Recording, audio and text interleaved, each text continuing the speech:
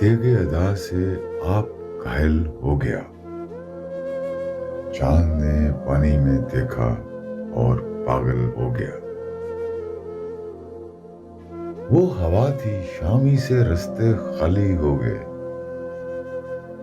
وہ گھٹا برسی کہ سارا شہر جل تھل ہو گیا۔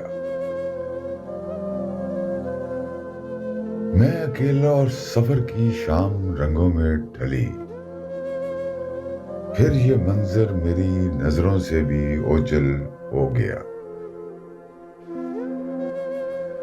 اب کہاں ہوگا اور ہوگا بھی تو ویسا کہاں، سوچ کر یہ بات جی کچھ اور بوجھل ہو گیا۔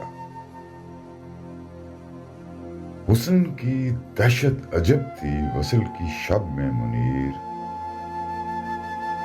ہاتھ جیسے انتہائے شوق سے شل ہو گیا۔